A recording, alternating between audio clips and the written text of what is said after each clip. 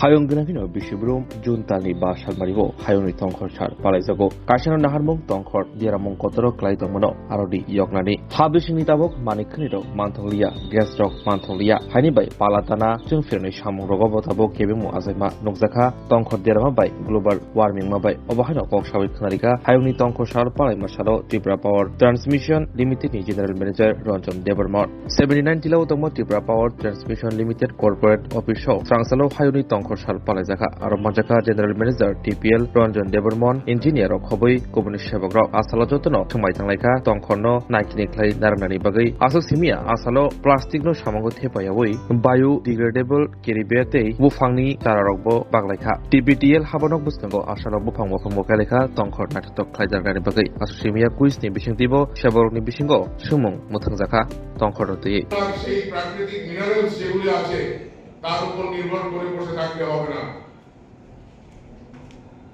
বিদ্যুৎ উৎপাদন হয় মূলত প্রাকৃতিক গ্যাস, জল, কয়লা এসবের মাধ্যমে। দিনকে দিন এগুলির যোগান কিন্তু কমে যাচ্ছে। আমাদের সারা রাজ্যে এবং দেশে আগামী দিনের বিদ্যুৎ মেটাতে গেলে সৌরশক্তির উপর আমাদের নির্ভর করতে হবে। সৌরশক্তি মানে অপ্রচলিত বিদ্যুৎ। সৌরশক্তি এবং উইন্ড পাওয়ার, বায়ু দিয়ে যে বিদ্যুৎ তৈরি হয় সেগুলির উপর আমাদের কিন্তু নির্ভর করতে হবে।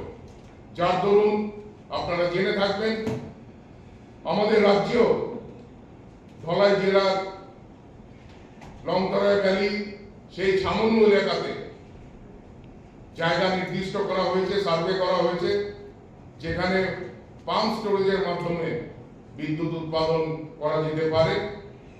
শুধুমাত্র বিদ্যুৎ উৎপাদন করতে হবে না, আমরা যারা ট্রান্সমিশন সেক্টরে কাজ করছি সেই বিদ্যুৎটাকে সঠিকভাবে পরিবহনের অ্যারেঞ্জমেন্ট আমাদের করতে হবে। সুতরাং এই সমস্ত দিক বিচার বিবেচনা করে আগামী দিনে আমাদের রাজ্য একটা সমৃদ্ধশালী রাজ্য গড়ে উঠবে।